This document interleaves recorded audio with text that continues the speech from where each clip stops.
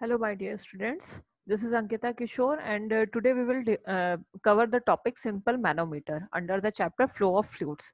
So basically हमें जानना है इस लेक्चर में कि सिंपल मैनो की पहली चीज तो मैनोमीटर्स क्या होते हैं, what are the different types of manometer, और जो हम डिटेल में इसको डिस्कस करेंगे वो होगा आपका simple manometer. So what are the manometers? Manometers are the devices used for measuring the pressure difference.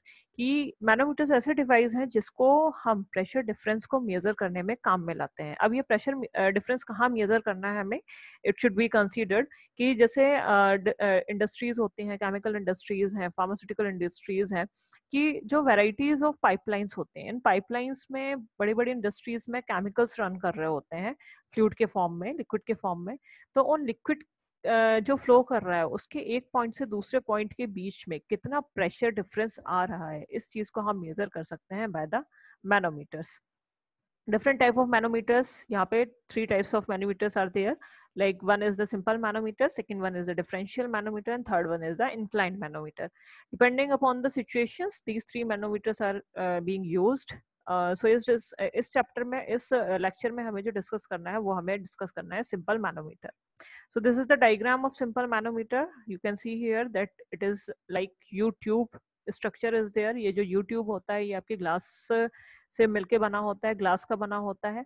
इस ग्लास U-tube में आपके 2 टाइप के लिक्विड फिल होते हैं, liquid A and liquid B.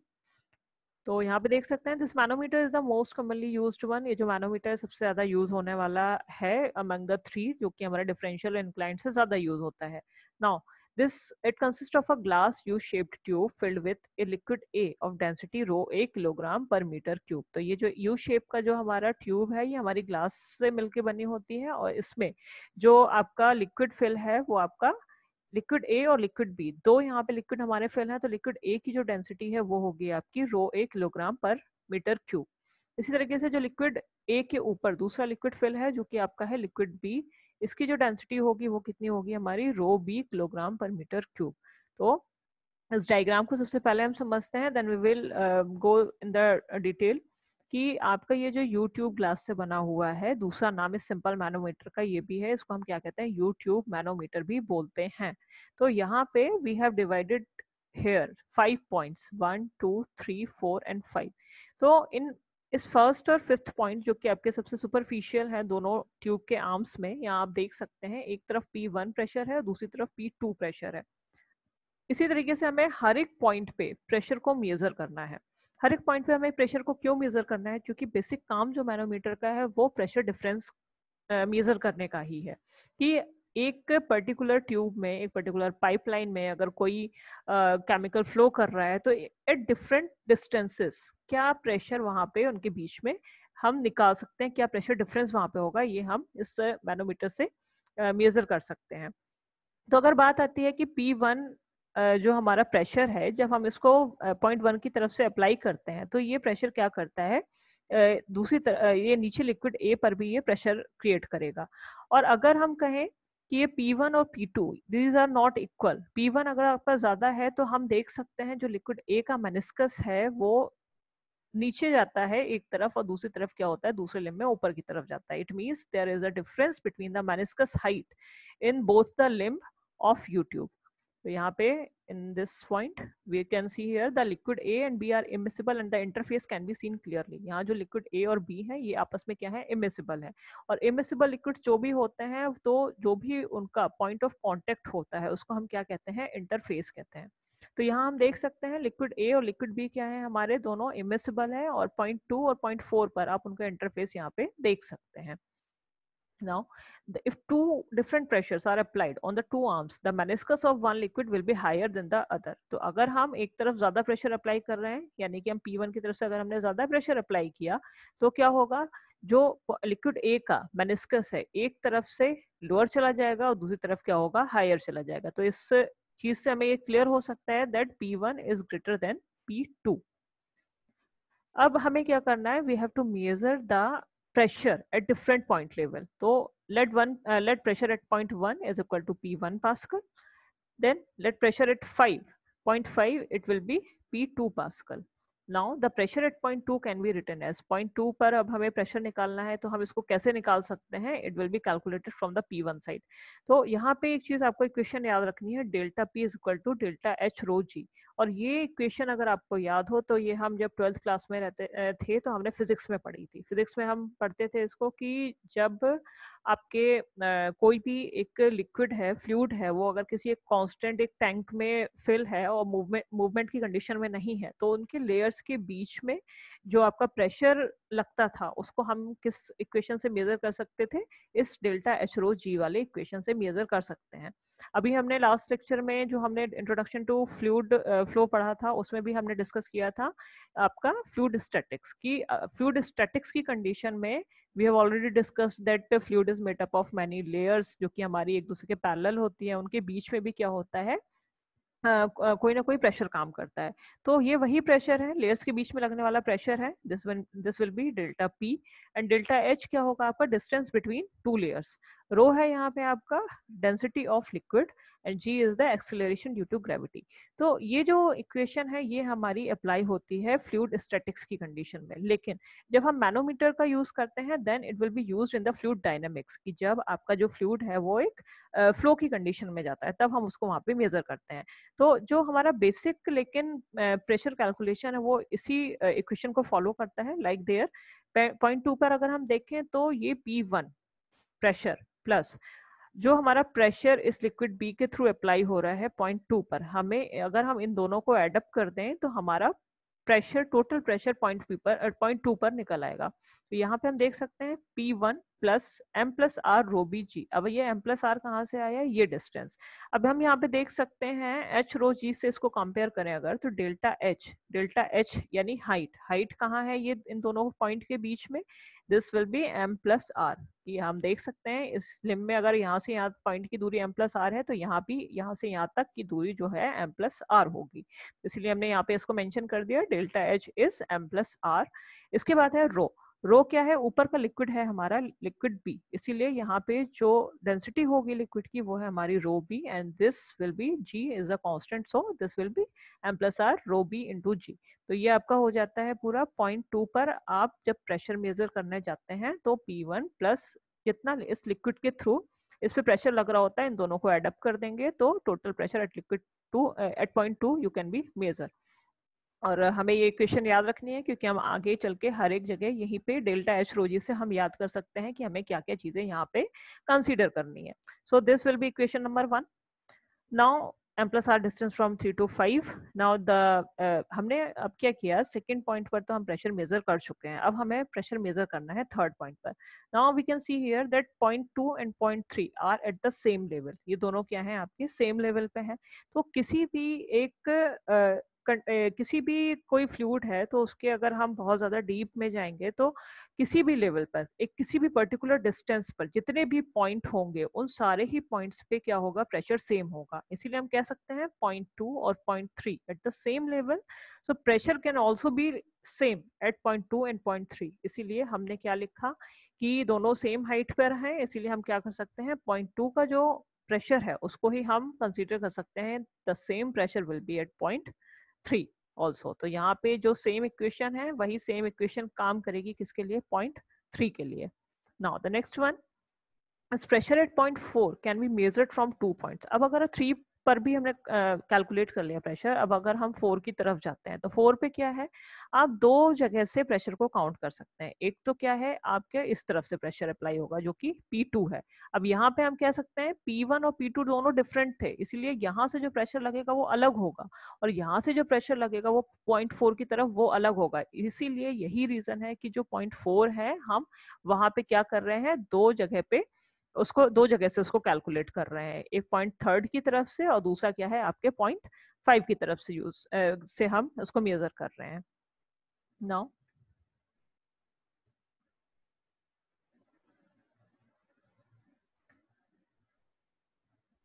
So pressure at point 4 from P2 side. अब अगर हम P2 side से अगर हम प्रेशर निकालते हैं पॉइंट 4 की तरफ तो अगेन हमें वही वो आपकी इक्वेशन याद रखने की जरूरत है, एच रो जी वाली। तो यहाँ पे जितना प्रेशर P2 का होगा ये प्रेशर प्लस जो आपके लिक्विड बी से के थ्रू प्रेशर लगेगा 0.4 पर, इसको हम एड अप कर देंगे तो हमारा टोटल प्रेशर काउंट हो सकता है 0.4 पर। तो यहाँ पे क्या होगा, P2 प्लस एच रो जी। एच कितना है यहाँ पे 5 से 4 तक के लिए m, इसीलिए हमने यहाँ पे क्या लिख दिया, m लिख दिया। रो कितना है, ये लिक्विड बी है इसलिए इसका जो डेंसिटी होगी वो रो बी होगी, और जो हमारा जी है वो एक कांस्टेंट है, सेम रहेगा, इसलिए हमने यहाँ पे P2 प्लस एम जी रो बी लिख दिया and this will B equation number 3। तो ये आपने 0.4 पर प्रेशर मेजर किया है किस तरफ से, P2 की तरफ से। अब अगर हम बात करते हैं 0.3 की तरफ से तो हम कैसे निकालेंगे, इसको थोड़ा सा समझ के चलिएगा। Pressure at 0.4 from 0.3 side. तो यहाँ पे क्या है, अगर हमने देखा कि ये जो टोटल 5 से लेके 3 तक की डिस्टेंस है, ये टोटल है हमारी m प्लस आर। अब अगर हम m प्लस आर में से इस r को माइनस कर दें तो हमारे पास जो डिस्टेंस बचेगी 4 तक की, ये हम निकाल सकते हैं कि यहाँ पे कितना प्रेशर है। इट मींस इस टोटल प्रेशर में से m प्लस आर के डिस्टेंस वाली टोटल प्रेशर में से अगर हम सिर्फ इतना प्रेशर माइनस कर दें तो हमारा 0.4 पर कितना प्रेशर आ रहा है वो हम निकाल सकते हैं। एक बार फिर से बोलूंगी, इस टोटल प्रेशर में से 3 से लेके 5 तक के बीच में जितना प्रेशर लग रहा है, उस प्रेशर में से 3 से लेके 4 तक का प्रेशर अगर हम माइनस कर दें तो हम मेजर कर सकते हैं कि 4th पॉइंट पर कितना प्रेशर यहाँ पे हमारा लग रहा होगा। तो हम यहाँ पे देख सकते हैं एज सच हमने 0.3 पे जितना हमारा टोटल प्रेशर है उसको हमने लिख दिया है P1 plus M plus R rho B G. This is equation from the equation number 2। इसके बाद अगर हम आते हैं प्रेशर किसके, हमें यहाँ से यहाँ तक का प्रेशर माइनस करना है। इस टोटल प्रेशर में से इस यहाँ से यहाँ तक का प्रेशर मींस ये जो यहाँ पे हमारा टोटल प्रेशर लग रहा था उसमें से हम इसको माइनस करेंगे तो यहाँ पे क्या हो जाएगा, आपका यहाँ से देख सकते हैं रो एच रो जी, यानी एच कितना है यहाँ पे, कितना एच बचा आपका आर। आर रो या ए, रो ए क्यों लिया गया है क्योंकि ये लिक्विड ए की तरफ से लग रहा है और जी इज द कांस्टेंट। तो इन दोनों में से मींस इस वाले 3 पॉइंट पे जितना टोटल प्रेशर जा रहा है इसमें से इस प्रेशर को आप माइनस करेंगे तो जो टोटल प्रेशर बचेगा वो कितना बचेगा आपके 0.4 पर बचेगा। This will be your equation number 4। ना हम कंसीडर कर सकते हैं कि 4th पॉइंट जो है वो एक सिंगल पॉइंट है, तो अब चाहे प्रेशर यहाँ से लगे चाहे प्रेशर यहाँ से लगे, प्रेशर विल बी सेम। ये दोनों ही प्रेशर को क्या होना चाहिए, सेम होना चाहिए, क्योंकि हम एक ही पॉइंट पर प्रेशर को मेजर कर रहे हैं। इसीलिए हमने क्या कहा, इक्वेशन 3 और इक्वेशन 4 हमारे यहाँ पे इक्वल हो सकते हैं। So we have mentioned here that equation 4 is equal to equation number 3। अब यहाँ पे हम सीधे लिख सकते हैं equation number 4 will be this side P1 plus M plus R rho BG minus R rho AG equal to P2 plus mg rho B। तो ये हमने दोनों तरफ लिख दिया है। अब इसको आप अपना कॉपी पेन लेके थोड़ा सा सॉल्व आउट करेंगे तो इजीली आप इसको मेजर कर सकते हैं दैट P1 P2 को इस तरफ लेके आते हैं then P1 minus P2 and this term will be there. तो ये हमारा क्या हो जाएगा, ये वाला जो हमारा टर्म है यहाँ पे आके माइनस में चला जाता है। ये पूरा सॉरी ये जो हमारा टर्म है यहाँ पे माइनस में गया, ये जो पूरा टर्म है यहाँ पे उठा के लाए तो ये हमारा प्लस में चला गया। तो और ये एज सच यहाँ पे प्लस में रहेगा। तो अब क्या है, हम ब्रैकेट को खोलेंगे mg rho b after opening this whole bracket the terms we get mg rho b plus r rho b g और ये हमारा एज सच यहाँ पे लिखा रहेगा। अब हम देख सकते हैं mg रो b माइनस में भी है और mg रो b प्लस में भी है। So this both will be cancelled out from each other. और इसके बाद हमारे पास ये दोनों टर्म बचते हैं। तो यहाँ पे भी हम देख सकते हैं कि इसमें r और g दोनों कॉमन है, तो इनको हम कॉमन ले सकते हैं नेक्स्ट इक्वेशन में। Like delta p is equal to r, bracket में आ गया आपका rho A that is from the plus signature और माइनस रो बी, तो ये आ गया और ब्रैकेट क्लोज करके जी। तो हमारी जो फाइनल इक्वेशन आती है सिंपल मैनोमीटर के लिए that is equation number 5। This will be delta P is equal to R rho A minus rho B into g. तो ये हमारी क्या है इक्वेशन नंबर 5 जो कि हमारे सिंपल मैनोमीटर के लिए फाइनली इक्वेशन निकल के आती है। और बाय यूजिंग दीज टर्म्स अगर हमें ये सारी वैल्यूज पता हैं तो हम इजिली प्रेशर डिफरेंस को मेजर कर सकते हैं। So now next one important conclusion हम क्या ड्रॉ कर सकते हैं from equation number 5। we have already seen that what is the equation number 5 here.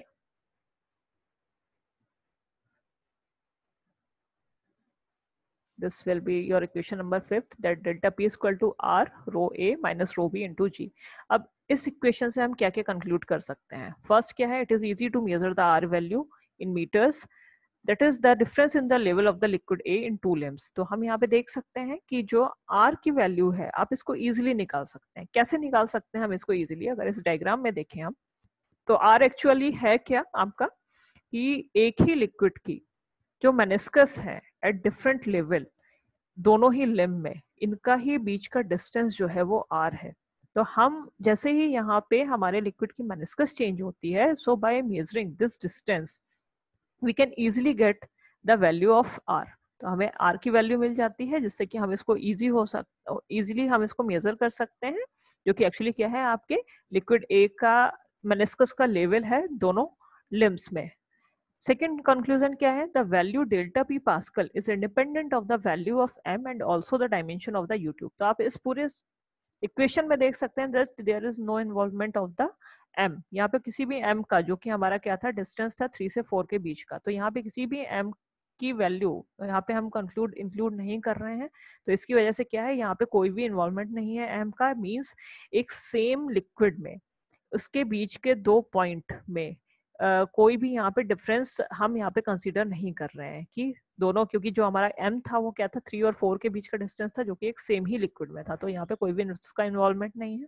Then also the dimension of the U tube, तो यहाँ पे कोई भी यूट्यूब की डायमेंशन या डायमीटर हम यूज नहीं कर रहे हैं। तो these both are the important conclusion.